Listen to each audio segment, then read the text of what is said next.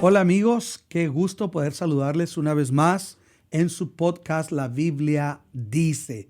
El día de hoy vamos a tratar un tema que yo considero que es de suma importancia porque no hay un tema más relevante como el que nos confronte con nuestra necesidad, específicamente nuestra necesidad del perdón. El perdón es tan importante como el divino, como el que prodigamos o el que recibimos de otros, así mismo como el que nosotros mismos nos damos para perdonarnos, porque hay gente que tiene que entender que aún a sí misma se tiene o nos tenemos que perdonar por nuestros errores que hemos cometido. Y para ello me encantaría el día de hoy poder introducir ante ustedes a un amigo que comúnmente platicamos, charlamos en torno a la palabra del Señor, pero me gustaría también invitarlos y agradecerles a todos ustedes que nos han estado dando like en la campanita, en la transmisión de este podcast. Quiero animarte a que lo compartas con otro. Créeme, el tema de hoy es un tema muy importante, así es que si tú lo compartes, yo sé que tú vas a ayudar mucho a alguien. Pastor Gabriel Andavazo, bienvenido una vez más. Gracias, hermano. Siempre es un placer, ¿verdad?, poder compartir este tiempo y espero que sea de bendición. Hay una necesidad así real, es la necesidad del perdón. Antes de entrar a tratar, quiero tratar un poquito la necesidad del perdón. Hay gente que no lo ve por el lado de lo divino, ¿no? Pero cuando ve en la vida práctica lo importante del perdón, número uno, se dice que a quien más lastimamos a veces es a quien más amamos, con quien más nos relacionamos, por la familiaridad. Y necesitamos dentro de las relaciones humanas, en el hogar, los hijos, el matrimonio, reconocer nuestras faltas, pedir perdón, enmendar nuestra conducta, y eso nos libera en las relaciones humanas. Entra también la importancia de prodigar perdón. Cuando nosotros prodigamos perdón, está comprobado incluso desde el punto de vista científico que cuando vamos a llamarlo ese cuadro psicológico, si lo queremos llamar así, o de emociones, cuando una persona resuelve perdonar a alguien, esa persona deja de tener una carga emocional que le libera. Pero aún está también la importancia del perdón que nos otorgamos a nosotros mismos cuando nos reconciliamos con nosotros mismos, en el sentido de que nos perdonamos por lo que hicimos. Hay gente que dice, yo no me perdono, ni creo que merezca el perdón por lo que hice. Sin embargo, cuando nosotros vamos a la Escritura, vemos salmos, por ejemplo, como el que nos va a ocupar el día de hoy, que es el Salmo 51, vemos cómo el perdón forma parte importante de una persona, comenzando por el perdón divino. Así es que ya vimos que el perdón es importante en las relaciones humanas. Si es importante en las relaciones humanas, todo comienza por el perdón divino.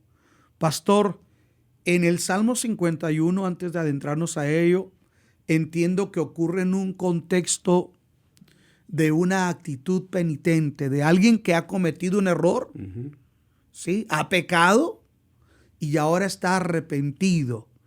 Y a través de este salmo nos describe su experiencia, tanto en la condición que él siente al no sentir el perdón, porque es algo muy importante. Posteriormente nos deja saber el anhelo que él tiene del perdón. Y por último, los efectos que causa cuando no hay arrepentimiento, y cuando ya llega a existir el arrepentimiento, la libertad que hay producto de ese perdón. ¿Qué le parece el Salmo 51 para esta plática?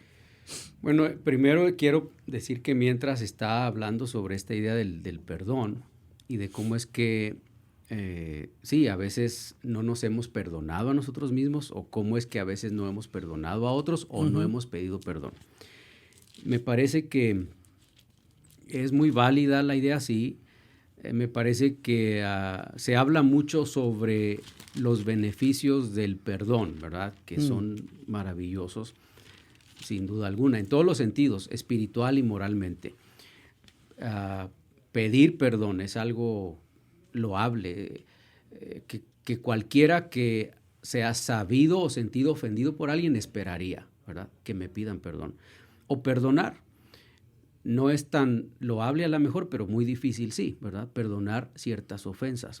Eso es muy valioso, pero hay que tener cuidado, ¿verdad? Con la idea de yo ya me perdoné, así que pueden ustedes decir todo lo que quieran, yo ya me perdoné a mí mismo. Eso está bien siempre y cuando entienda desde dónde viene la fuente del perdón, porque, correcto, ¿verdad? ¿Cómo me perdono a mí mismo? El Salmo 51 no es un hombre diciendo, me perdono por lo que hice. Es un hombre que pide perdón, que espera el perdón, pero está centrado en el arrepentimiento, porque se habla mucho del perdón, pero muy poco del arrepentimiento. correcto. Así que podemos llegar a tener en nuestro ambiente, en el cristianismo, mucha gente perdonada, pero no todos bien arrepentidos, ¿verdad? De sus actos. El arrepentimiento, como se sabe, es cambiar el rumbo. Es yo iba en esta dirección, me arrepiento y ahora cambio de rumbo. No voy a andar más por aquí, ahora voy a caminar por este otro lado. Usted menciona, disculpe que le interrumpa, algo muy importante. No puede haber perdón si no existe arrepentimiento. De hecho, el Salmo hace más énfasis en la actitud de arrepentimiento, ¿sí? Sí. En la actitud, enfatiza la necesidad, la actitud de arrepentimiento y por consecuencia que de ahí se derive el perdón. Incluso David no está esperando el perdón de Dios en base a su maldad. Por eso él dice, conforme a la multitud de tu piedad, de tu misericordia, la grandeza de tu misericordia. Lo que David ha hecho es terrible y en la discusión, ¿verdad? En esta plática vamos a tratar de descubrir más este tiempo de crisis en la vida de David. Pero él está consciente de eso. Este perdón que yo estoy recibiendo es más grande que la misma ofensa, ¿verdad? No es un perdón del tamaño de la ofensa, es un perdón superior a la ofensa que yo he hecho. ¿Y quién puede hacer eso? Si volvemos otra vez en las relaciones humanas, perdonamos de acuerdo a la ofensa, ¿cierto? Porque si usted a mí me ofende en algo y me pide perdón, yo le perdono por eso que me ofendió. No estaría diciéndole, está bien, hermano, lo perdono y es más, aquí le extiendo un cheque de perdón para el resto de la vida. Usted puede seguirme ofendiendo todo lo que quiera. Mi perdón es tan amplio que no se preocupe qué tanto usted se equivoque o me ofenda. No hay ningún problema. No, nosotros somos así, ¿verdad? Me pides perdón, te perdono. No me pides perdón, pues no te perdono, ¿verdad? Y si vienes conmigo y me dices, perdóname por esto, ¿y lo de ayer qué? ¿Y lo de hace un año? Esto te lo perdono, pero lo de hace un año no me has dicho nada. Entonces David no va delante de Dios con esa idea de un Dios que perdona el equívoco de ese día. Él está yendo delante de Dios con la idea, este es un perdón superior a mis equívocos. Es incomprensible en realidad. Inmerecido, por Inmerecido supuesto. también. Algo que quiero enfatizar antes de que nos adentremos a tratar sobre este salmo. Estaba el otro día leyendo un artículo, y es un artículo de ciencia. ¿Por qué hablar del perdón?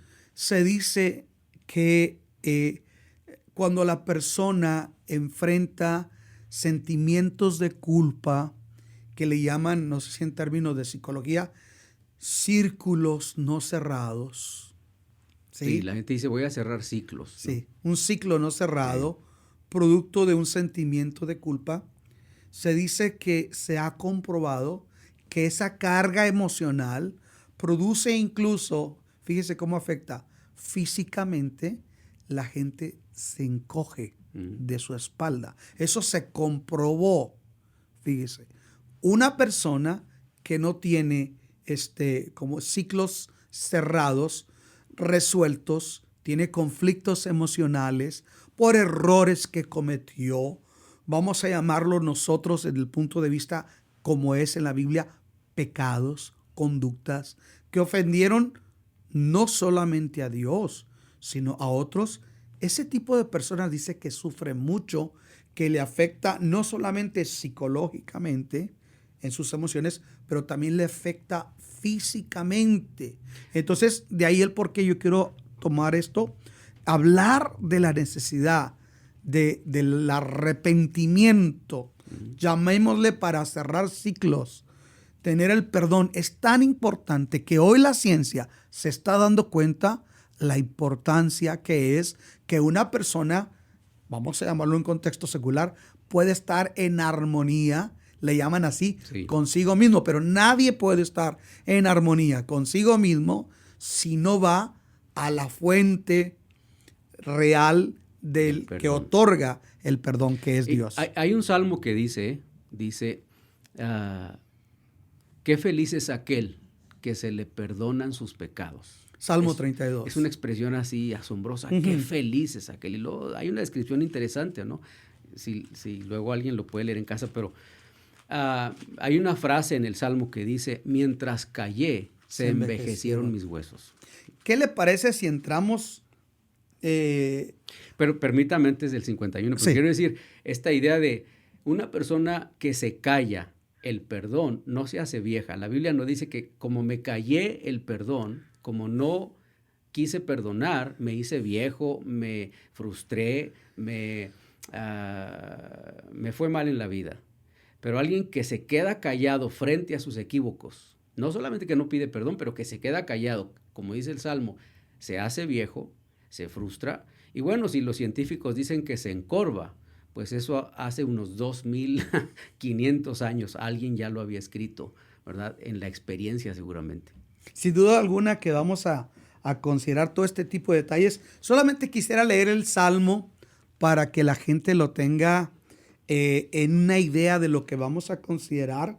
Y se conoce como un Salmo de David y conoce el Salmo de la necesidad de arrepentimiento. Es una plegaria pidiendo purificación. Usted tiene la Nueva Versión Internacional. Sí. Hoy me traje yo la Reina Valera 60. Yo creo que lo vamos a cotejar entre los dos. Por ejemplo, dice el verso 1, ten piedad de mí, oh Dios, conforme a tu misericordia y conforme a la multitud de tus piedades, borra mis rebeliones. Ten piedad de mí, oh Dios, conforme a tu misericordia y conforme a la multitud de tus piedades, borra mis rebeliones. Pastor, ¿en qué contexto ocurre que David entienda que él necesita ser perdonado? ¿Qué es lo que lleva a David a una actitud penitente? ¿Es acaso una reflexión en la práctica de su propio pecado o ocurre algo, hay una intervención para que él llegue a esa actitud? En el contexto de David y de nosotros también, en el texto bíblico, esta es la realidad de pasta a pasta.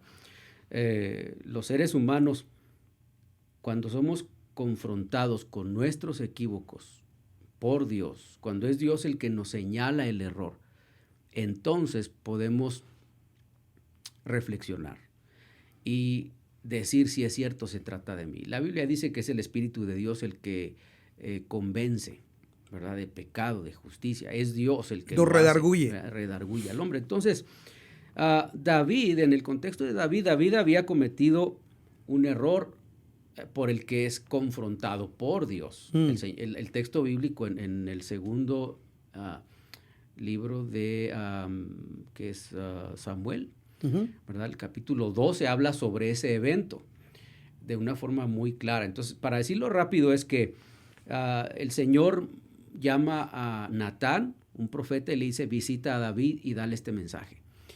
Hasta esos días, David no ha orado pidiendo misericordia. Y el perdón que él cometió fue específicamente adulterio. Sí, el pecado que cometió fue adulterio en ese momento, ¿no? Los que se derivaron de ese. De eso. Pero David en ningún momento hasta antes, hay que decir eso, hasta antes de la visita de Natán, David revela en el Salmo que no puede vivir en paz, no puede abandonar la idea, me he equivocado, pero ¿quién lo sabe? Es un secreto, ¿verdad? Parece un secreto. Ahora, disculpe que lo interrumpa. Hay, en cierta manera, aunque no es confrontado, hay un efecto que está ocurriendo en él. Ese efecto es moral, ¿sí? No Sí. es del todo espiritual. Es moral. Es moral. Porque pero lo afecta. Porque uno de los pecados que él comete es, como rey, él puede tener las esposas que él quisiera, aunque había un consejo que no tuvieran muchas. Sin embargo, David va y trae a una mujer que es casada y que es esposa de uno de los súbditos, de los soldados, de los guerreros más fieles del ejército de David, que es Urías, es vecino de David. Sí, él está pidiendo perdón en esta oración, pero no es específicamente solo por eso, porque él no habla de mi rebelión, él habla de borra mis rebeliones, que son muchas, sí, en la historia de su vida. La segunda cosa es eso. David, hasta antes de este evento, él no ha orado de ese modo. Él no ha pedido perdón. Porque cuando viene Natán y le cuenta una parábola, una especie de parábola en historia que lo identifica a él, en el instante él no sabe de quién se trata, ¿verdad? Si lo leemos ahí en el texto, dice, un hombre rico tiene muchos animales, un hombre pobre tiene apenas un animalito en casa. Lo ha criado, le ha dado de comer, ese animalito pertenece a la familia. El hombre rico recibe un amigo de visita y en lugar de matar uno de sus animales gordos, que tiene cientos de miles, vamos a decirlo así, se le ocurre y dice, no, le voy a quitar al hombre pobre el único animalito con el que ha crecido y le ha criado. Se lo quita, lo mata para darle de comer al amigo. ¿Qué hacemos con el amigo?, le dice Natán. ¿No? David no sospecha nada.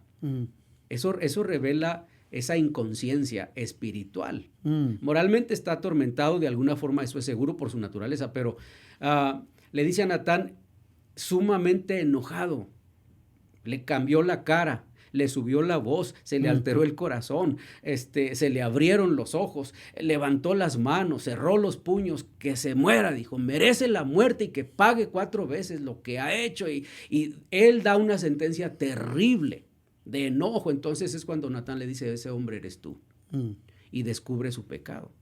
Entonces, ese es el contexto en el que David es confrontado. Pero por eso repito, hasta antes que llega Natán, ¿qué hace David?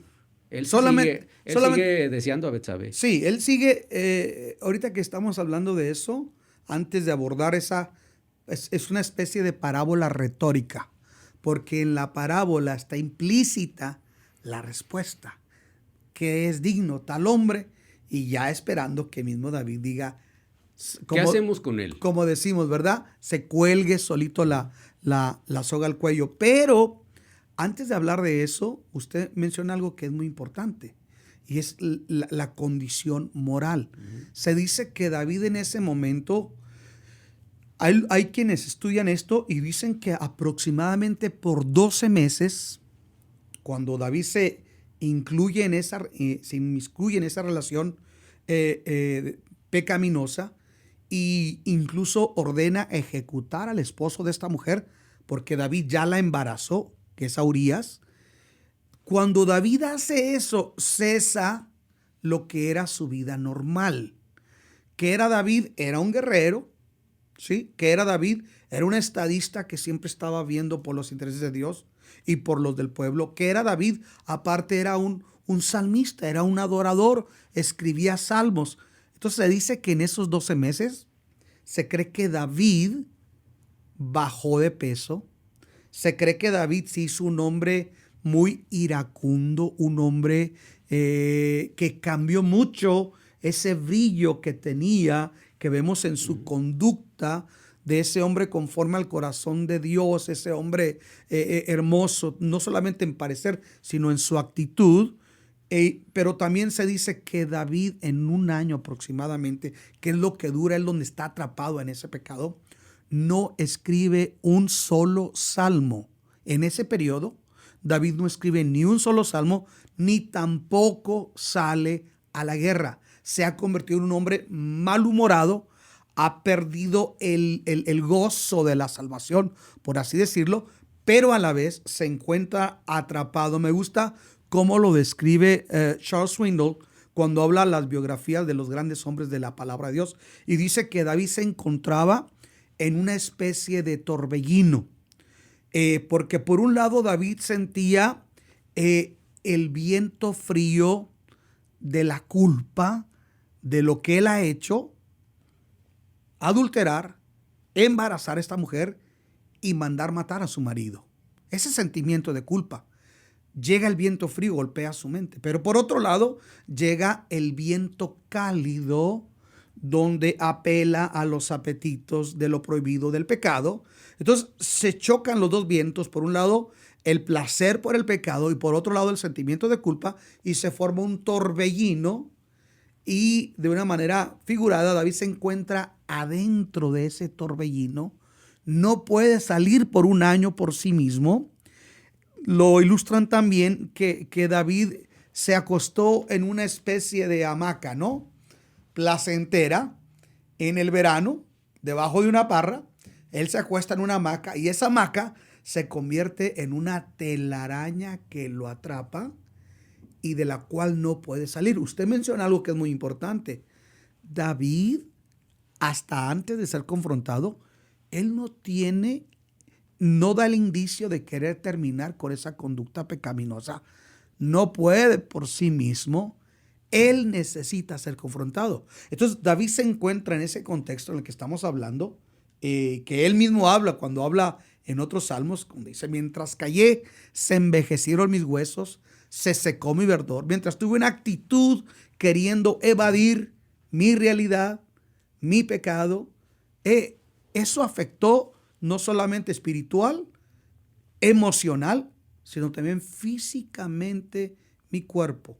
Entonces, en ese contexto es donde David se encuentra, y es cuando el profeta Natán entra y le presenta esta parábola retórica, donde está llevando al rey a que dé una respuesta donde él mismo se va a increpar, ¿no?, donde él mismo se va a sentenciar, porque la respuesta de David es que la persona que actuó de esa manera insensible, que teniendo muchas ovejas, en sentido figurado, él teniendo sus mujeres, va y le quita a la mujer a Urías, que la mujer de Urías es comparada con aquella ovejita única que tenía aquel hombre. Cuando David es confrontado de esa manera, David responde, como usted dice, y se increpa solo. ¿Qué haremos con tal hombre? El hombre se indigna y dice: es digno de muerte. Pero ahí termina la historia. Aunque la Biblia nos habla después de que David se humilla, vienen consecuencias, porque el bebé que está esperando aquella mujer, producto de esa relación pecaminosa, muere. David enfrenta un dolor muy terrible, pero ya es producto de que él ha sido confrontado. Lo cual aquí hay algo que es muy importante. A veces, aunque seamos confrontados por Dios, por un siervo de Dios, no quiere decir que estamos exentos de enfrentar las consecuencias de nuestro pecado. En este caso, David tuvo que enfrentar la muerte de aquel niño. Sí. No siempre alguien va a morir por eso, ¿no? Pero claro, por lo menos en esta ocasión, incluso es Natán que le dice: esta es la decisión de Dios. Sí, cuando se narra la visita de Natán, Natán le advierte: Dios ya te ha perdonado, pero va a haber esta consecuencia. Entonces, parece que ese es el tiempo, porque el texto dice que él se arrepiente. Ese es el momento en el que registra esta oración. Pero hay que ver otra vez, esa es la naturaleza de todos. Por ejemplo, si uno piensa en Adán, en el momento que Adán sabe que ha pecado, él fue y se escondió. Él no fue corriendo delante de Dios para decirle: ¿sabes que hice lo que me dijiste que no hiciera? Me he equivocado, y se casó a la mujer. No fue corriendo a buscar a Dios para contarle una historia. Debió haber sido lo más natural si suponían hablar todos los días, si tenían esa relación, esa intimidad, esos actos diarios según el texto bíblico, pero se esconde, ¿verdad? Y es Dios, ¿dónde estás? ¿Verdad? ¿Dónde estás? ¿Cómo fue que caíste? Y usted conoce la historia del Génesis, pero es más o menos lo mismo. Los seres humanos escondemos nuestros actos hasta que somos confrontados por Dios. Eso es lo que el Evangelio hace. Una persona escucha el Evangelio y hasta que no oye la advertencia de Dios, uno entiende, están hablando de mí. Se trata de mí. Porque tenemos la tendencia a esconder. Mira, hay personas que pueden llegar a pedir perdón, como hablamos al inicio. Hay personas que pueden mostrar algún acto de arrepentimiento, no porque realmente se están arrepintiendo. A veces lo hacen porque los descubrieron.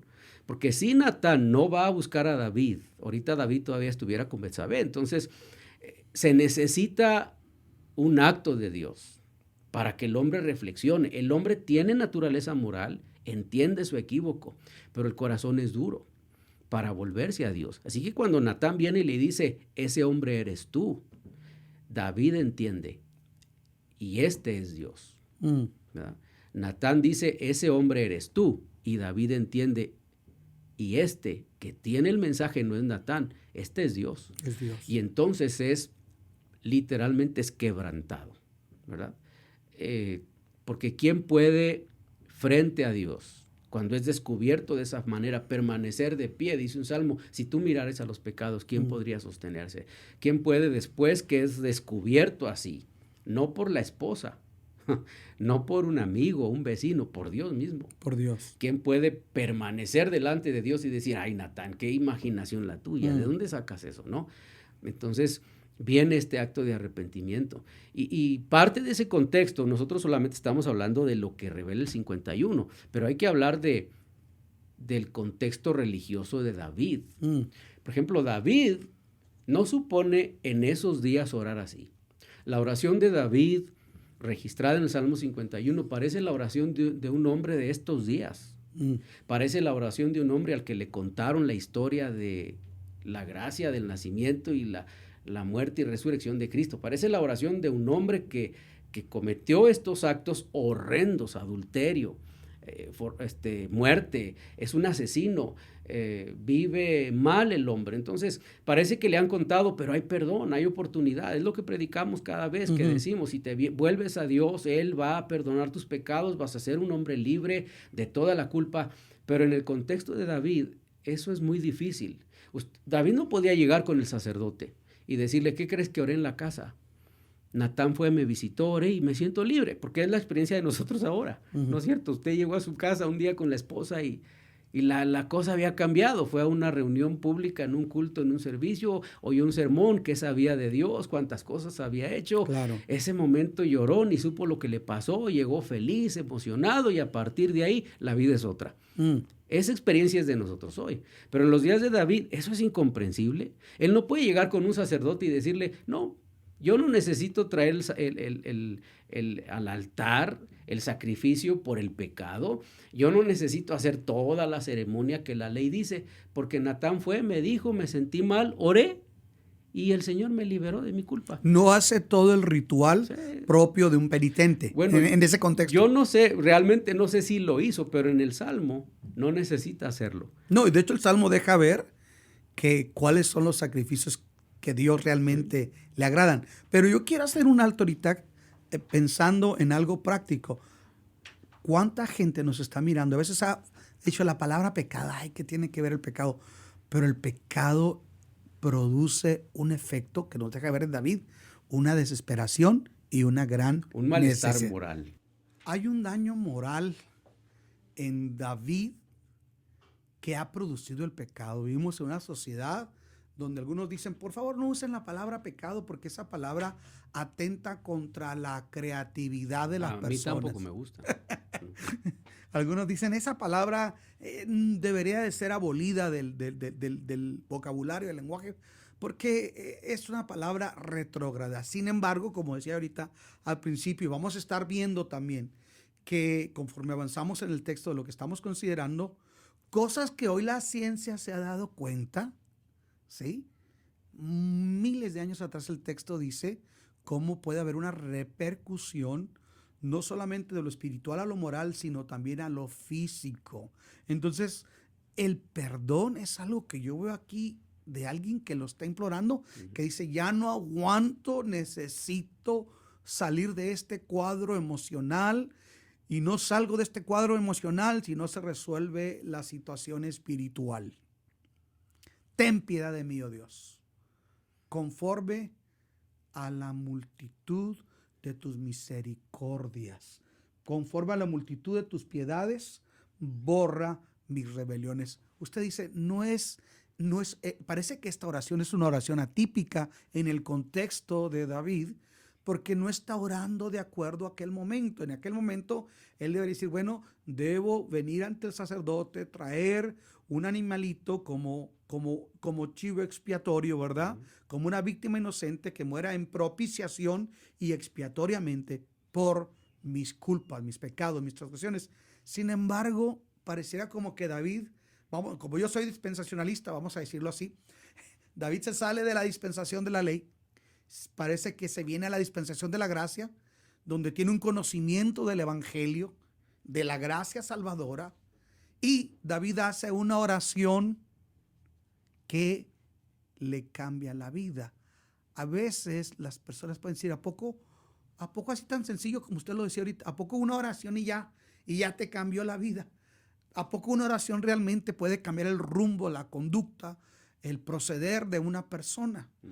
¿Y a poco puede ocurrir eso? Y David nos da testimonio de que eso puede ocurrir cuando realmente vamos con un corazón sincero en busca del perdón, con un arrepentimiento genuino delante de Dios. Sí.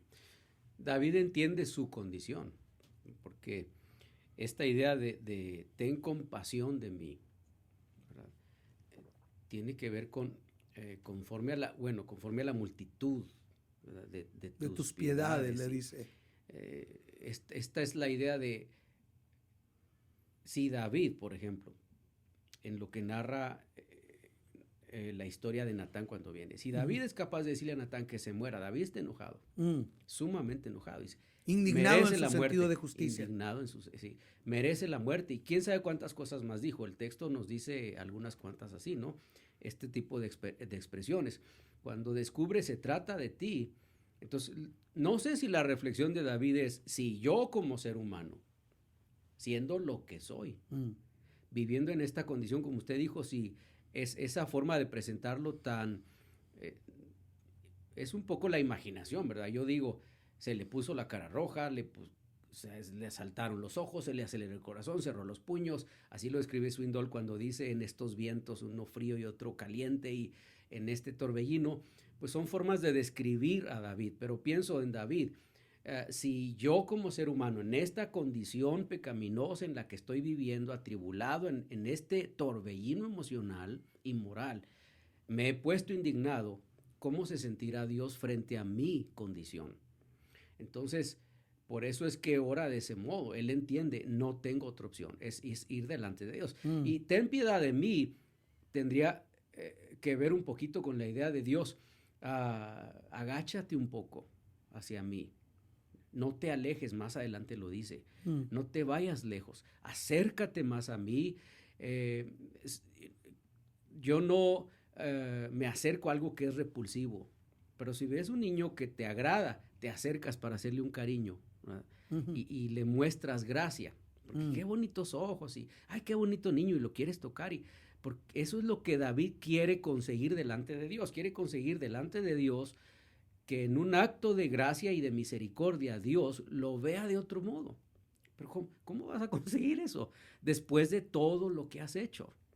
Entonces, la oración de David tiene que ver con eso. Por eso es conforme a tu piedad. Acércate a mí. Y luego, mire, a mí me llama la atención no solamente eso, pero lávame de toda mi maldad. La rebelión de él tiene que ser quitada. En el verso 2 dice, lávame más, y luego dice, y más de mi maldad, y límpiame de mi pecado. Yo siento ahí un sentido de urgencia y desesperación. Claro, es que imagínese por eso. cuando va Natán y le dice otra vez, imagínese que es usted, ese hombre eres tú. No puedo seguir así. No, si yo como ser humano haría tal cosa con aquel, entonces, ¿qué haría Dios conmigo? Es urgente, ¿verdad? Es urgente rogar perdón, misericordia, piedad, se ha arrepentido. Límpiame, lávame, etcétera. Todos esos términos revelan la urgencia que David tiene de cambiar sus actitudes, sus sentimientos. En el verso 3, yo reconozco mis transgresiones. No lo puedes negar. Es que una persona que viene delante de Dios sin reconocer su condición no va a conseguir gran cosa. Y pastor, permíteme que regrese un poquito. Esa acción donde dice, lávame más y más de mi maldad, es una figura, ¿verdad? Es un lenguaje figurado de cómo se lavaba la ropa en aquel tiempo. Eso y lo que dice en el verso 7, purifícame con hisopo. El hisopo y se une a la idea de lo que sería lavar. La primera vez que aparece el uso de un hisopo en el Antiguo Testamento es cuando los hijos de Israel salieron de Egipto. Y la orden de Dios es que con esta planta, el hisopo es una hierba, una planta absorbente, sus hojas tienen como vellos que son absorbentes. Para nosotros sería algo como agarrar ramas de algodón. Aquí en esta área donde vivimos se produce mucho algodón, ¿verdad? Los campos de algodón famosos. Entonces, sería como tomar esas plantas de algodón y luego ponerlas en la sangre del cordero sacrificado y con esas ramas untar las puertas. De forma ceremonial. Es la primera vez que aparece el hisopo en el Antiguo Testamento. Y de ahí en adelante, todas las veces, con toda la frecuencia que sale, el hisopo tiene que ver con purificar. El hisopo se usa dentro de un acto ceremonial para purificar. Lo usa el sacerdote para la purificación. En la ley estaba descrito así. Entonces, David, tanto en el Salmo, el versículo 2, donde dice, lávame más y más de mi maldad, como en el 7, expresa la necesidad de ser limpio y de ser purificado, porque la rebelión de su pecado que él cometió es una mancha que está ahí sobre sus vestiduras. Sobre él. Esta es la idea real de que David está pidiendo perdón. ¿Sí? Lávame de mi maldad. Mire, por ejemplo, David, purifícame con hisopo y lávame de mi maldad. David, estoy seguro, creo, entiende las expresiones que está usando. Nosotros no mucho. Por ejemplo, un leproso, aunque quedara sano, no podía entrar en el pueblo y vivir en su casa otra vez hasta que no era declarado limpio. Ser declarado ceremonialmente limpio es más valioso que cualquier otra cosa en la ley. Porque una mujer no podía ejercer o hacer sus labores propias de casa después de ciertos eventos como un parto y otras cosas, a menos que fuera declarada limpia. Un leproso ya está sano, ya no tiene lepra, pero no puede volver a su casa. Tiene que ser declarado limpio. Tiene que ser declarado de forma ceremonial por el leproso, y eso sucedía a través de un rito ceremonial. Tenía que conseguir primero 2 pájaros, un pedazo de madera de cedro, un cordón rojo, una olla de barro con agua, un pajarito había que sacrificarlo, poner la sangre en el agua, el otro amarrarle un cordoncito rojo con el pedazo de madera y dejarlo volar, y luego con hisopo el sacerdote toma la rama para iniciar el rito de purificación. Entonces, ya está sano, pero no puede volver a casa hasta que sea declarado limpio. Y David está buscando algo más que una solución al conflicto moral, ¿sí? David no está buscando nada más. El perdón momentáneo. Exacto, no está buscando solamente, bueno, ya la regué por esto, ya me equivoqué ya. Está bien, Natán, lo siento, voy a resarcir el daño, voy a pedir perdón, como hacemos a veces, ¿verdad? Sí, bueno, voy a pedir perdón ya para quedar en paz. David no busca eso. David busca algo más que eso. David está buscando quedar total y absolutamente limpio delante de Dios. Y David está diciendo, no voy a ir con el sacerdote. No necesito. Yo miro esas ceremonias, yo veo lo que un sacerdote que tú instituiste como el medio para acercarme a ti, él agarra el hisopo, él hace estos actos de purificación. Yo miro así a David, viendo a Dios con la idea de tú, Señor. Agarra tú un hisopo a ver de dónde, de tu trono, de tu gracia, de tu gloria, voy a imaginarlo así, de los campos donde tú vives. Tú corta la rama y tú pone a Dios como el purifícame a mí, sacerdote. como el Ahora, que puede purificarle. En el texto vemos palabras que para David son muy propias, pero que a veces nosotros no le entendemos y por consecuencia no le damos el valor de lo que el texto realmente quiere decir. Cuando David está hablando tanto de la forma en la que se lava la ropa como la necesidad del hisopo para purificar, me hace pensar, por ejemplo, en esa figura donde la ropa es, antes de hablar de esto, parece, no sé si es Isaías, donde el Señor dice, aunque te laves con jabón y lejía. Sí, y a montones le Y a jabón montones, sobre ti. jabón y lejía sobre ti. Sí. Dice, la mancha sigue ahí, tu pecado sigue ahí. O sea, eso lo cantábamos, ¿no? Sí. Aunque te laves con lejía, ¿verdad? Y a Sí. montones jabón sobre ti. Sí. El pecado no es una cuestión que se quita. Usted dijo ahorita algo muy importante. No es porque yo me perdono. O porque yo lo digo, los astros están en línea conmigo y el universo y todo ese tipo de cosas místicas, sino que hay una realidad. Y esa realidad es que él reconoce que él necesita ser transformado, no solamente en el momento de un perdón y se acabó. Él dice, yo quiero ir a la raíz de donde comenzó todo esto y dónde comenzó mi conducta, porque quiero pensar que David miraba cómo los sacerdotes limpiaban a la gente en los ritos de purificación. Él conoce la ley. ¿Sí? Y él era un hombre amante de la liturgia judía, sin embargo miraba la conducta humana constantemente cometiendo los mismos faltas y David dice, no, yo quiero que tú mismo, Dios, así como el agua la tienen, la ropa la tienen que estrellar, golpear contra la roca y moverla ahí, apretarla, así tal vez mi alma necesita ser sacudida de tal manera que se despegue, que se vaya de mí ese pecado y quiero sentir de tal manera que estoy puro. Pero esto me habla, el anhelo que él tiene es producto de la desesperación que él siente. Tal vez ahorita hay gente que nos está mirando y está diciendo, es que yo estoy viviendo una doble vida, nadie sabe cómo vivo yo. Estoy viviendo una conducta que me avergüenza en lo privado. Me siento vacío, me siento culpable, me siento deprimido. Y muchas de las veces, ¿cuánta gente no? Estamos ahorita culminando un año y dicen que se agravan las tendencias suicidas, los ciclos desde el punto de vista psicológico no cerrados, que la gente, la culpa, la desesperación los hace optar a veces por embrutecerse en el licor, por tomar salidas que los hunden más o incluso la puerta falsa. Entonces David nos deja ver algo que él anhela, pero también que es alcanzable. O sea, David no está apelando a algo que no puede ocurrir.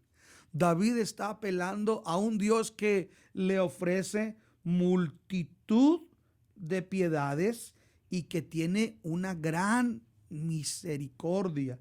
Y en ese contexto, David dice, bueno, entonces yo reconozco mis rebeliones y mi pecado está siempre delante de ti. ¿Qué está diciendo? Eso es todo lo que un hombre puede hacer.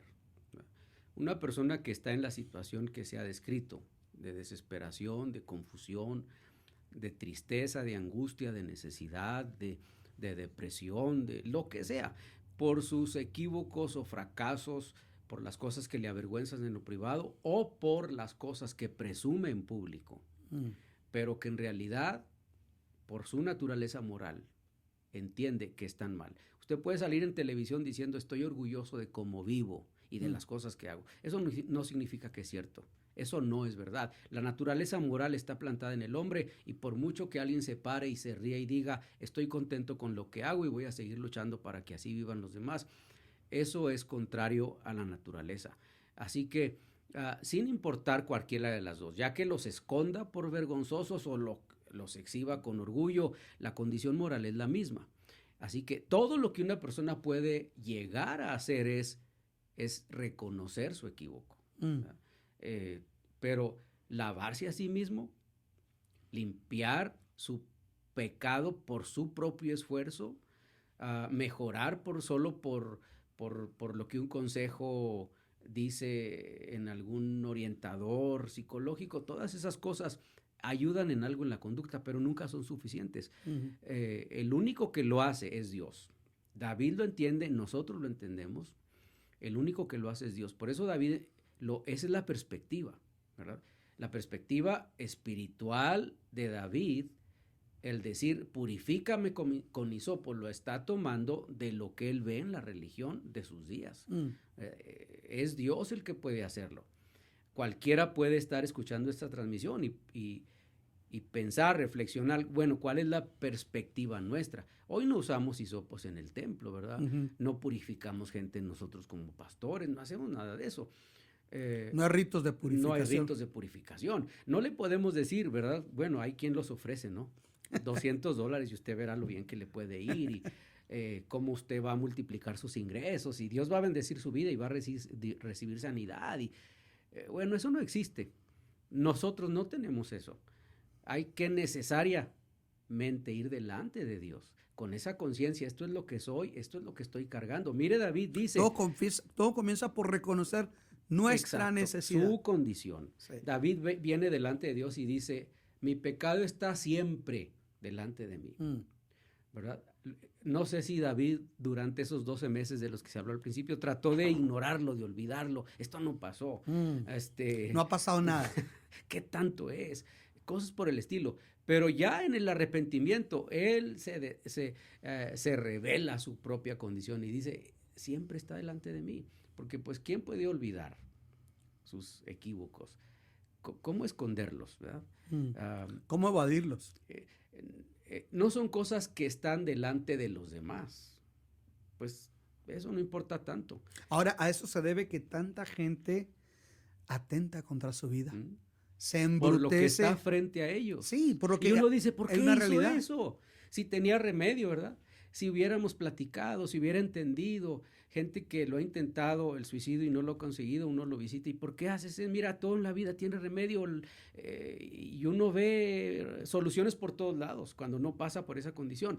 Pero la gente que está pasando por esa situación tiene la misma experiencia. Yo la he tenido, mi pecado frente de mí, ¿verdad? Puedo esconderlo y lo escondo de los demás, pero frente de mí y delante de Dios, ¿cómo hacer eso? Entonces, por eso el único que puede, en el concepto de David, es Dios. Es Dios. Eso es pedir el arrepentimiento, eso es pedir el perdón.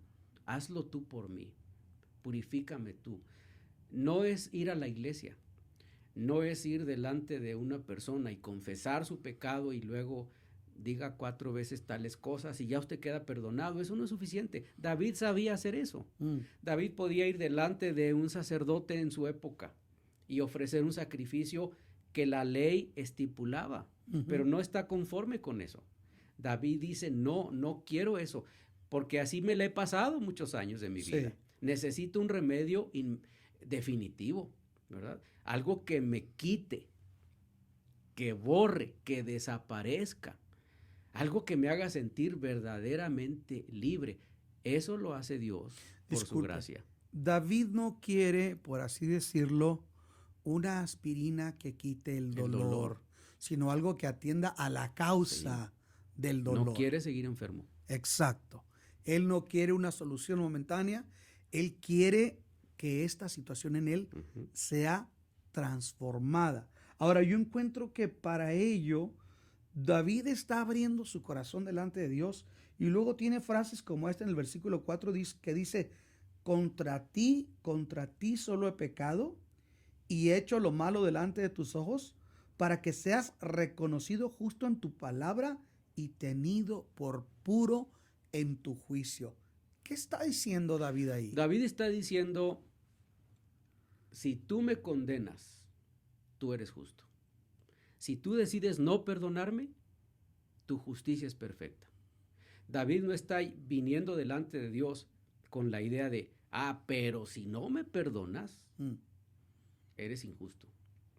No viene a hacer un trato con Dios. Exacto. Sino está reconociendo la justicia divina y la santidad divina. Sí, está diciendo, estoy en tus manos, ¿verdad? Lo que tú decidas. Lo que tú decidas. Si tú decides, como yo le dije a Natán, que se muera el tal, y si tú decides lo mismo conmigo, es tu justicia. Tal vez la reflexión de David es, si el evento de Natán fuera real y no se tratara de mí, yo mismo habría mandado traer al hombre y habría sido testigo de su muerte. Yo habría hecho cumplir mi sentencia. Y ahora David dice, está reconociendo delante de Dios, si tú dices que no hay esta clase de perdón, que no puedo evadir mi responsabilidad por este acto más bien reprochable, ¿no? Terrible, vergonzoso, de un corazón torcido, tu justicia es perfecta. David no está ni atenuando, ni maquillando su condición y por consecuencia la retribución, lo que él merece ante la justicia divina. Estaba viendo el otro día cómo en términos, vamos a llamarlo políticamente correctos, se ha venido cambiando. Por ejemplo, en algún momento algún presidente muy famoso, expresidente de los Estados Unidos, tuvo lo que le llaman un affair. ¿Se acuerda con aquella becaria? Sí, claro. Y cuando él sale, él dice, tuve una actitud insana. Insana, dice en inglés. It's an insane. Y dice, es un error.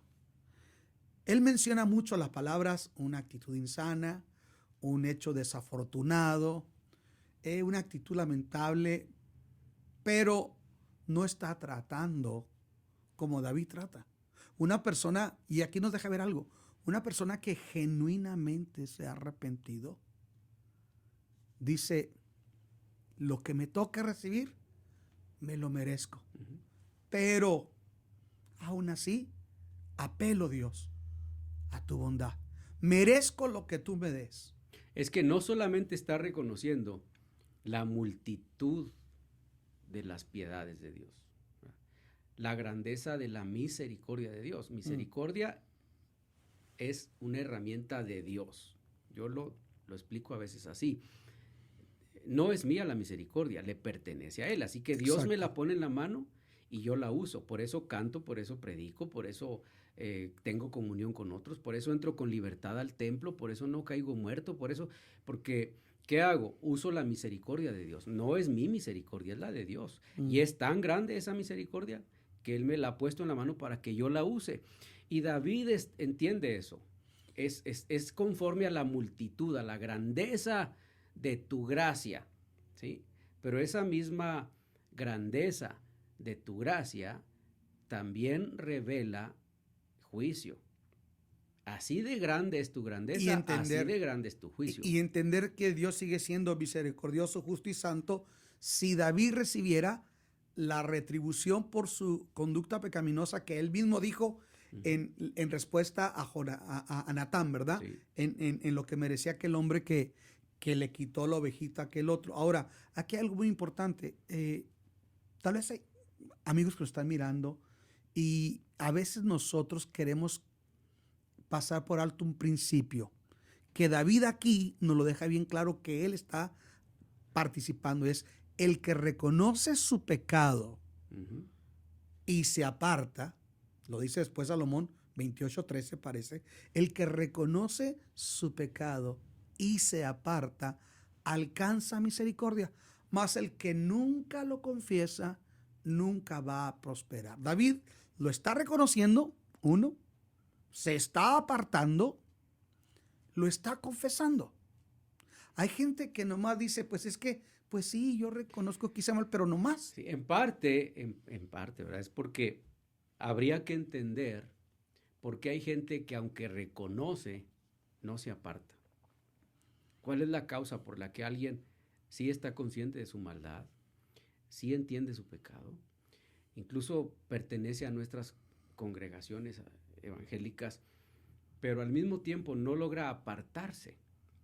No es lo mismo, en algún momento lo hablamos, alguien que está luchando con su carne, con sus apetitos, con un montón de cosas, mientras procura vivir la fe, a una persona que no se aparta, ¿verdad? Que lo exhibe, no tiene problema con seguir haciendo lo mismo, no se siente incómodo, no, pero supone ser miembro de la familia de Dios, de la iglesia. Entonces, la razón, yo conectaría esta idea, ¿verdad? Por cierto, con lo que la oración de David, o David mismo presenta en el verso 10. Él dice, crea en mí, oh Dios, un corazón limpio. Esta es una acción de Dios. Parte de esto está en mis manos, ¿verdad? Porque yo soy el que entiende por la razón y mi carácter moral, este es Dios. Necesito arrepentirme, pedir perdón porque me equivoqué, rogarle al Señor, perdóname, límpiame, lávame, déjame más blanco que la nieve, borra mi transgresión, quítalo, como que nunca lo hice. ¿Quién puede hacer eso? Nada más Dios. Pero luego entonces David dice, crea en mí. David en esta expresión está utilizando la misma palabra que aparece en el Génesis 1. En el principio creó Dios. En el texto bíblico hay dos palabras para crear. Una tiene que ver con hacer cosas a partir de lo que ya existe. Y la otra tiene que ver con crear a partir de la nada. Traer a la existencia algo. ¿Sí? Todos los elementos que hay aquí son producto de lo que ya existe en la naturaleza. David está reconociendo, por un lado, su condición, la está confesando, está consciente de la complejidad humana. En maldad he sido formado, en pecado me concibió mi madre. Es la naturaleza de todos. David hay algo aquí que es muy importante, porque usted decía, hay gente que puede reconocer, pero no se aparta. David no está confiando en decir, no, yo voy a resolver este problema. Sí, no, yo me equivoqué, pero no se preocupe. Yo puedo hacerlo. Yo puedo hacerlo. Cada vez que nosotros decimos esto, yo puedo, yo lo soluciono, automáticamente estamos diciendo, no voy a salir de esto. ¿Por qué? Este no es un conflicto de una organización que le dice, ¿verdad? Tengo tantos años sin, ¿verdad? Beber. Esta no es reconozca toda su vida que usted es, pero profese o publique, ¿verdad? Cómo usted ha salido victorioso en los últimos años. No, no se trata de eso. Esto no es un esfuerzo humano. Y precisamente para allá voy, porque viendo yo esto, trayéndolo a lo práctico, a veces en lugar de reconocer, de apartarnos, de confesarlo, ¿qué es lo que David hace? Yo creo que David va más allá, porque aún David reconoce no solamente su falta, sino condición como humano y que necesita la ayuda divina. Hoy es más común que una persona ante su situación, bueno, ya se me supo una vez, 2 veces, 3 veces, 4 veces, pues mejor me cambio a otra congregación, ¿no? Y la gente está emigrando, ¿sí? Está emigrando, evadiendo su realidad, creyendo que el irse a otro lugar va a cambiar, pero está evadiendo su condición, y su condición es, tenemos una naturaleza caída, vendida al pecado. Entonces, qué importante es eso de que necesitamos una transformación interna. David no solamente está reconociendo lo que él hizo, David no solamente está reconociendo la necesidad del perdón, pero David está reconociendo su necesidad de una transformación interior. Así es. Y está apelando en esa oración al único que puede crear internamente un cambio, que David lo menciona a través de que Dios cree en él, lo menciona, un corazón limpio, un corazón nuevo y un espíritu firme, un espíritu puro, un espíritu recto dentro de él. Solamente Dios puede crear cuando se trata de una transformación de la conducta. Porque aquí tenemos que hablar también, como usted lo decía ahorita, ¿verdad? Hay disciplinas de superación, vamos a llamarlas así. Son buenas. Son buenas, ¿no? Nadie quita que a lo mejor el practicar ciertas cosas te puede ayudar en la conducta. Pero David está pidiendo aquí el ser recreado interiormente, según yo entiendo. Necesito ser recreado. No puedo con un parche, por así. Yo, más que recreado, David no está pidiendo una renovación. No, David no está pidiendo rehacer su compromiso. David en su oración no está pensando en la posibilidad de que Dios restablezca o vuelva su corazón a un estado anterior al pecado en la vida de David. O sea, él no está diciendo, quiero volver a ser o a pensar como era antes de pecar o cosas por el estilo. No. ¿Por qué? Mire otra vez, ya lo hemos mencionado. He sido formado, he sido concebido. Esta es la condición en la que nací. Así nací. Aún en el momento de la concepción, dice David, cuando no podía acostarme con otra mujer ni mandar a matar a un señor, cuando era todavía un producto ni siquiera con una cara y un nombre, ya yo tenía el conflicto del pecado. Eso es lo que David dice. Y David está diciendo, yo necesito algo que sea nuevo, algo que sea traído a la existencia, algo que no existe. Y eso que no existe es la transformación de los actos, de los pensamientos, de las intenciones del corazón. David entiende, yo puedo ir al sacerdote Constantemente. Juntar los elementos, ofrecer lo que la ley dice. Yo puedo hacer eso, yo sé cómo hacerlo, soy el rey. Puedo seguir componiendo música. Puedo hacer todo lo que hacía. Al fin ya hablamos, ok, está bien. Pero David no quiere eso. David no quiere seguir haciendo lo que siempre hace. David quiere una solución definitiva. Real. Por eso él dice, crea en mí, trae a la existencia algo que no existe. Un David que no existe, un David que nadie conoce, un David que ni yo conozco, un David que yo no he visto nunca. Y es aquí donde la gente, yo quiero pensar un poquito, por eso esta oración es muy importante, porque es una oración que nos habla también sobre la esperanza. Sí. David dice, yo no quiero ser un religioso más, dicho de una manera, un religioso que solamente está dependiendo de, válgame, limpiar tu conciencia participando de rituales. Es que a veces pasa, ¿no? Que pensamos como que es que ya fui el domingo, yo diezmo, ofrendo, participo, soy líder, sirvo en tal cosa. Tenemos una práctica como iglesia que parece garantizar la transformación de los actos. Pero hoy más que nunca nos damos cuenta que no. Ahora más que en el pasado es más difícil vivir la fe. Ahora más que en el pasado es más complicado. Parece como que hoy se revela una necesidad urgente de personas transformadas así, creadas de una manera nueva, ¿no? Como dice David, un corazón limpio, ¿verdad? Entonces, porque hoy cuesta más trabajo, parece, por todo lo que vivimos, los medios, el avance de la ciencia y el pensamiento, ¿verdad? Con todas las cosas que hoy se pueden aceptar, incluso dentro de la iglesia. Entonces se necesita la comprensión de que ¿quién puede hacer eso? Porque mira, una reunión nuestra, una buena predicación, una buena música, eso no cambia nada. Claro. Eso no crea. Eso no trae a la existencia la novedad de vida. Eso lo hace Dios, ¿verdad? Es la gracia de Dios por la obra de Cristo, por la acción del Espíritu Santo.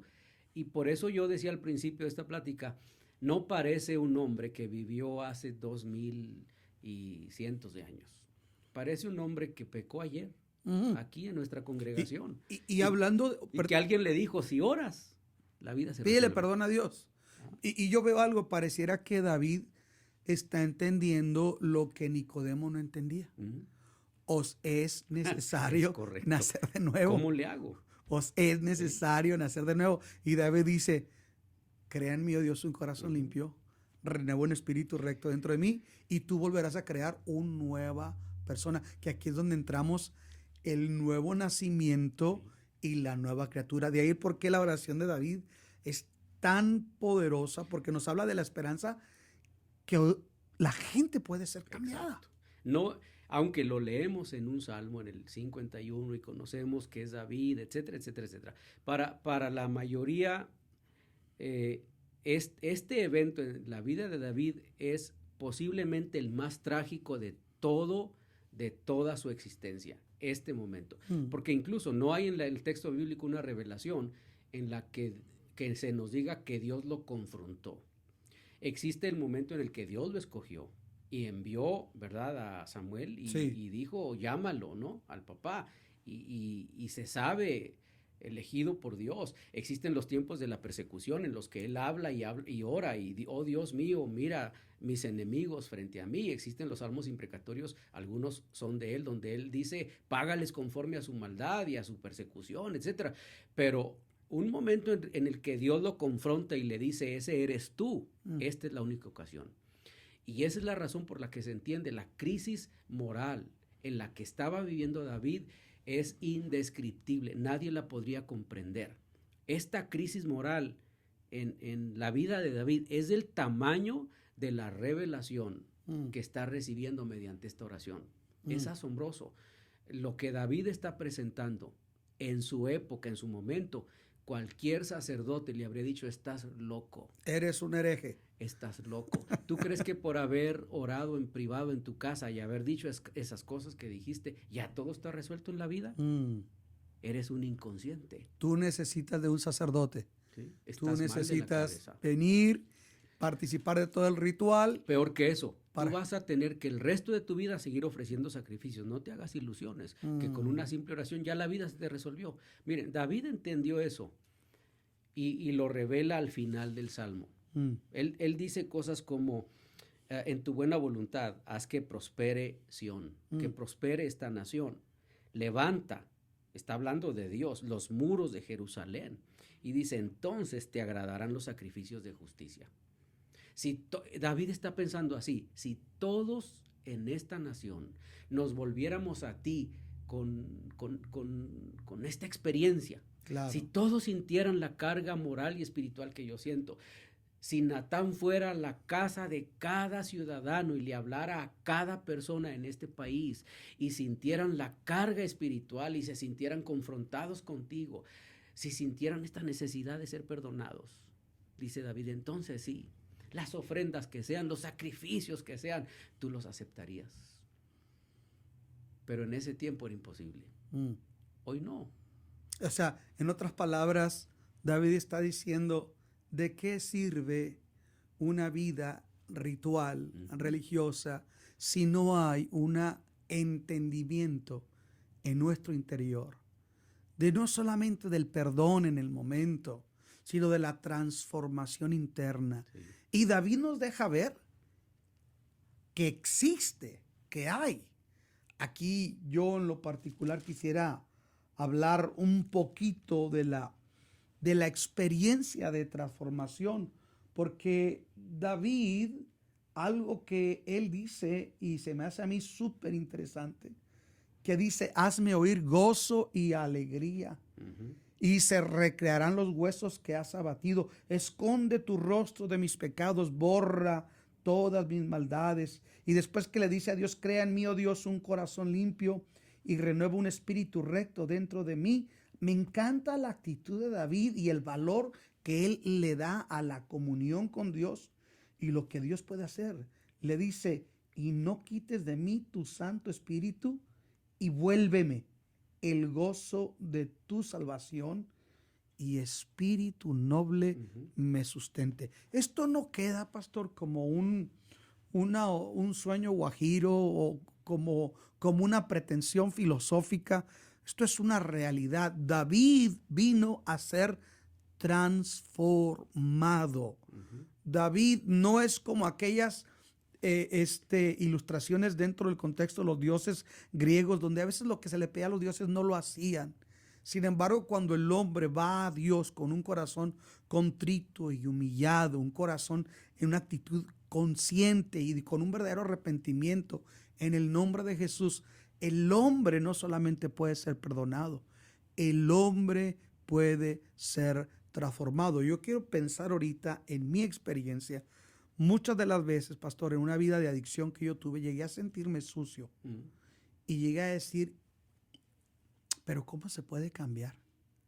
¿Acaso yo puedo cambiar? Yo miraba a tanta gente, decía, todos estos que me anteceden en la vida de vicio, de droga, yo estoy seguro que ellos quisieron cambiar. Y me tocó vivir experiencias donde salía el por qué ellos estaban ahí.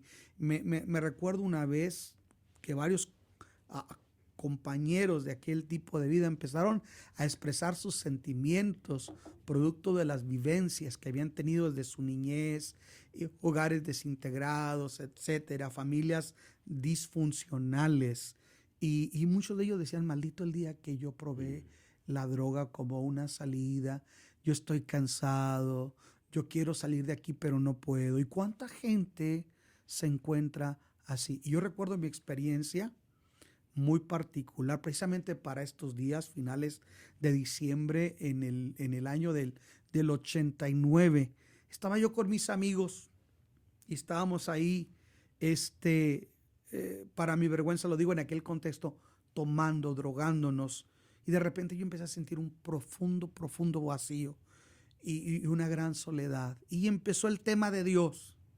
Y yo digo que mi madre ya estaba orando por mí porque yo saqué el tema de Dios y le dije, ¿y qué onda con Dios?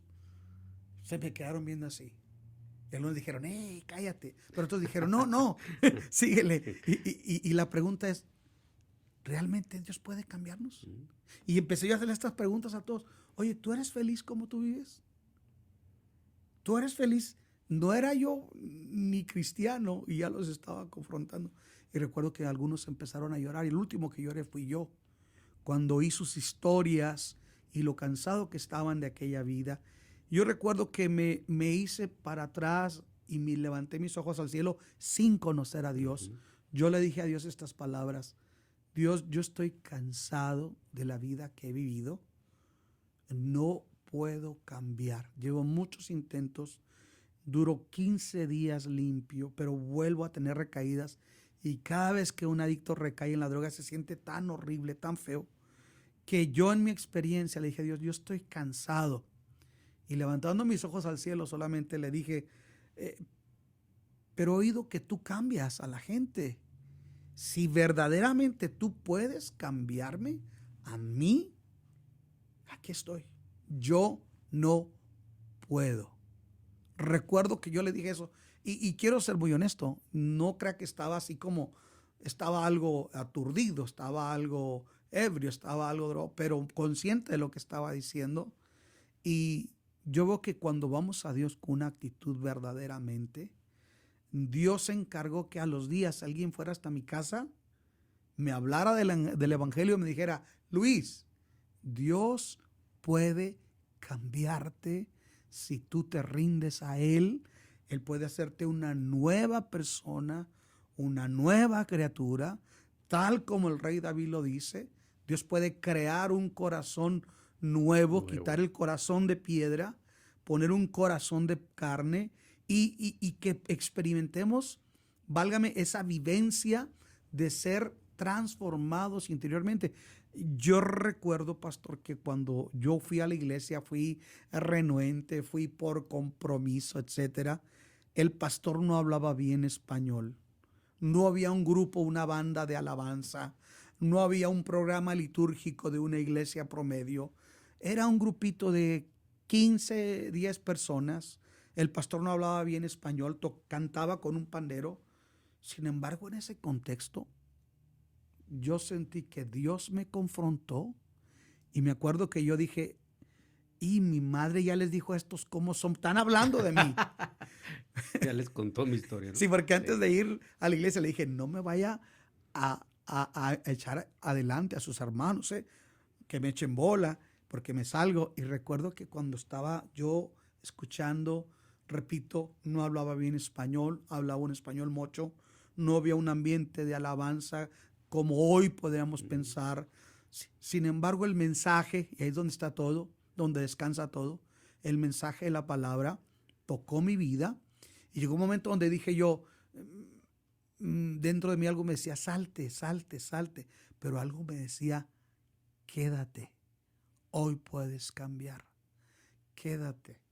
Pero no hacer más larga este asunto, yo recuerdo que pasé, hice una oración sencilla, otro día hablaré de esa experiencia más a detalle, pero yo recuerdo que me levanté, pastor, y sentí, cuando yo pedí perdón a Dios, sentí que algo se había caído de mí.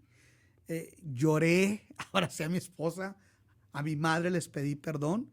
Y recuerdo que yo salí aquel 28 de febrero de 1990. Escuche, en diciembre yo le estaba pidiendo perdón a Dios y el 28 de febrero estaba yo siendo salvo.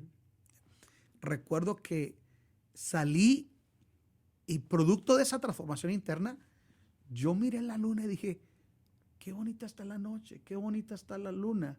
Como que un despertamiento en mí a cosas que yo no valoraba, mi esposa, mi madre, mi hijo Edwin estaba recién nacido y yo pude experimentar esa transformación interna de tal manera, de una forma tan radical, que yo recuerdo que quería hablarle a todos y decirle a todos, no, es que si me cambió a mí, te cambia a ti. Cristo cambia, Cristo transforma. Y eso es lo que el texto de Dios nos ha enseñado el día de hoy, que hay esperanza frente a nuestros errores, nuestras culpas, nuestros pecados, y que verdaderamente podemos acercarnos a Dios con todo el corazón, sabiendo que no solamente quiere perdonarnos, Él quiere y puede transformarnos. Y esa es la insistencia en el texto siempre. Por eso iniciamos esta conversación y decíamos, cuidado con autoperdonarse, cuidado con autojustificarse, cuidado con lamentarse. Eso podría tener algún beneficio emocional, pero no necesariamente espiritual. Siempre es necesario estos elementos, ¿verdad? Cuando uno viene al Señor. Esa conciencia de quién yo soy, esta es mi condición real, no puedo esconder nada delante de Dios, esta necesidad de rogarle que tenga compasión, de pedir perdón, de que Él limpie mi alma y mi corazón, de que Él me transforme en una persona que no conozco, que no soy, pero que Él lo haga como lo hizo en la experiencia suya, en la de cualquier persona que tiene un testimonio de fe, que conoce a Dios en la experiencia de la salvación, tiene la misma experiencia. De hecho, sin saber qué sabía usted de David en el 90, no, qué sabía de Biblia, nada. qué sabe David hace 2600 años atrás de la experiencia nuestra el día de hoy. Nada, no estamos conectados, no lo estudiamos, nadie nos lo explicó, pero en la práctica es lo mismo, es exactamente la misma experiencia. Cuando David viene cuando llega Natán y le dice a David, así, ese hombre eres tú. David expresa, dice el registro de Samuel, del segundo libro de Samuel, el capítulo 12, dice David, he pecado contra Dios. Posiblemente allí estaría escrita la oración completa, pero solo hay una expresión, he pecado contra Dios. Y luego, enseguida, el autor de Samuel nos dice, Natán le habla a David y le dice, pero Dios te ha perdonado. Posiblemente ya David habría pronunciado esa oración, que no quedó registrada en Samuel, pero sí en Salmos. Y entonces comienza esa experiencia. Entonces David ahora sí dice, yo he sido transgresor, me he equivocado. Dice, cuando esta experiencia, cuando tú renueves, cambies y transformes mi ser, entonces ahora yo le voy a poder decir a los demás, ¿qué es lo no que vives dice bien? En el versículo 13. Entonces enseñaré a los que pecan. David está diciendo, cuando tú hagas eso conmigo, es la idea de David, entonces yo voy a poder hablarle a los que son inmorales, a los que están en adulterio, a los que matan a otros, a los que desean otra mujer, a los que se acuestan con mujeres que no son suyas, los voy a poder llamar y decirles, no estás bien. Entonces sí, con libertad voy a poder decir, el tal merece la muerte. Voy a tener esa autoridad. Antes no la tenía. ¿Cómo desearlo? ¿Cómo practicarlo? ¿Cómo ejercer esa justicia siendo tú también ofensor? No te puedes ni siquiera matar a ti mismo. Ahora, quiero decir que unido a esa experiencia, ¿verdad? Y me encanta esta historia porque es real. Un hombre en nuestra congregación, un día muy frío en diciembre, también llegó a la iglesia, fue alcanzado por la gracia de Dios. Y en su testimonio él decía, él ahora fue llamado por el Señor, ya muerto, pero en su testimonio él decía, cuando vivía en la drogadicción con un grupo de compañeros, en el alcoholismo, la vida destrozada, muchos años preso de la droga. Un día, una noche, mientras estaban drogados, casi perdiendo la conciencia, les dio hambre y comenzaron a comer. Y dice que uno le decía al otro, qué rico está el pollo y qué bien sabe el pollo. Y que, oye, ¿de dónde agarraste el pollo? Pues ya drogados y borrachos, ni cuenta se dieron. Cuando amaneció, dice él, nos dimos cuenta que habíamos estado comiendo gusanos de algo podrido que habían encontrado tirado. Y él decía, así es la vida del hombre cuando no conoce a Dios. Cree que sus actos le saben bien, cree que su vida es alegre, cree que su comida es así, cree que sus relaciones saben apoyo. Cuando encuentra la gracia de Dios, cuando Dios lo confronta con su pecado, se da cuenta, estuve comiendo gusanos. Algarrobas. ¿Verdad? A partir de ahí, Dios transformó la vida de ese hombre. Y ese hombre ganaba a otros para Cristo. ¿Quién puede decir que una persona en esa condición puede ahora convertirse en un ganador? ¿Quién puede decir que alguien tiene autoridad moral? Una prostituta puede haber vivido cosas horribles, venir enferma de todo lo que usted quiere y guste. Cuando encuentra o es encontrada por la gracia de Dios, puede enfrentar a otras mujeres y hablarles con autoridad moral y decirles, viven mal, pero hay remedio para la vida por la experiencia que yo tengo en Cristo. Eso puede hacer una persona, cualquier persona, alcohólicos, drogadictos, personas con una moral muy alta pueden descubrir mi moral era basura en comparación a lo que Dios exigía en la vida de santidad, en los actos de entrega, etc. Entonces, sí se puede. Y David dice eso. Cuando ya yo pase este proceso, cuando sea perdonado, cuando yo sea transformado por tu gracia, cuando tú traigas a la existencia un corazón que no sienta más ánimo por mujeres que no son las suyas, cuando transformes mis actos, dice, entonces yo tendré esa autoridad y voy a poder dar testimonio. Y es lo que David hizo en algún momento. Algunos salmos parece los escribió después de esta experiencia y son distintos. Y él mismo habla, entonces con mis labios ya no voy a engañar, ya no voy a mentir, ya no voy a hacer lo que hice. Entonces abriré mi boca para proclamar tu alabanza. Quiere decir, para hacer público lo que tú haces en el corazón de una persona. Eso es proclamar la alabanza de Dios. Eso es decir, esto es lo que Dios hace. Su experiencia, por ejemplo, es proclamar la alabanza de Dios. Sí. ¿Cómo Dios transformó a una persona así? No puede proclamar una alabanza legítima el que no ha experimentado el perdón, la gracia, los beneficios que brotan, las bondades de la cruz, del sacrificio. Y aquí David termina enseñándonos la obra de la gracia, no solamente para confrontar a un pecador, sino para perdonarle y para llevarle de ser un instrumento de pecado, de culpa, a una transformación tal que ahora puede ayudar a otros a dejar el mal camino y volverse a Dios. Alguien me encanta, usted sabe que antes de ser pastor fui como unos 12 años de mi vida evangelista y siempre tuve muy en cuenta este concepto del evangelista o del que comparte las buenas nuevas. Un evangelista es como aquel mendigo que encontró donde había pan y ahora no solamente se ha saciado él, sino que les dice a otros cómo ir y cómo llegar e invita y trae a otros ahí donde hay pan. Al final del día, el Salmo 51 nos revela la condición de un hombre que está destruido espiritual, moral, emocionalmente por el pecado, pero que realiza su condición, reconoce, pide perdón a Dios, Dios le perdona, experimenta un perdón tan poderoso que termina hablando ahora que él ahora tiene la capacidad, porque tiene el respaldo moral, tiene la experiencia de transformación que le puede asegurar a otros que también a ellos Dios los puede perdonar y los puede transformar, y que este salmo termina hablándonos de que hay esperanza cualquiera que sea su condición, donde podamos estar nosotros.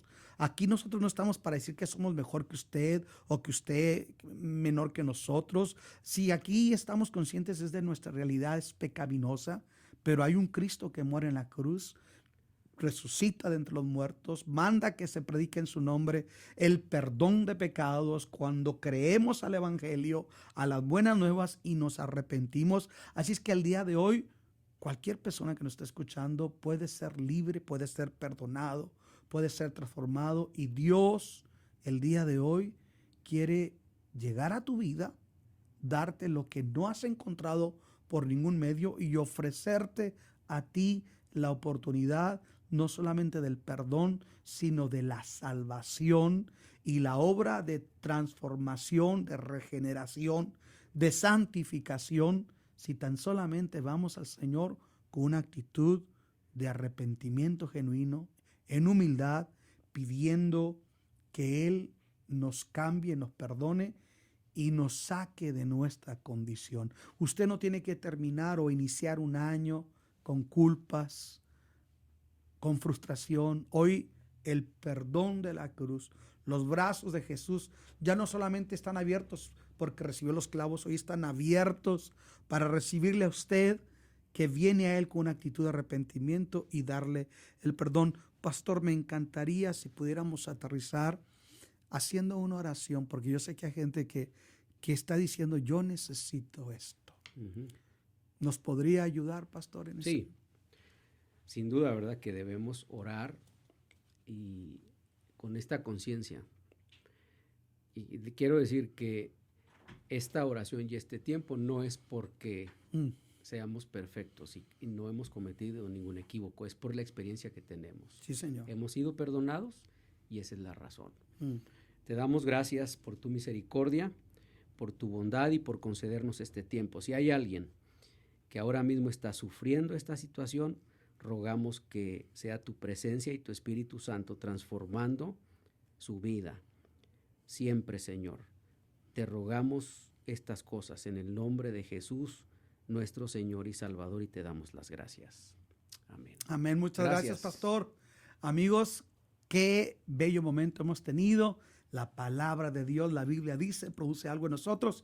Le animo a que comparta este podcast. Dios va a bendecir a alguien, y haga clic en la campanita para notificarle de todas nuestras transmisiones. Nos vemos hasta la próxima. Que Dios los bendiga.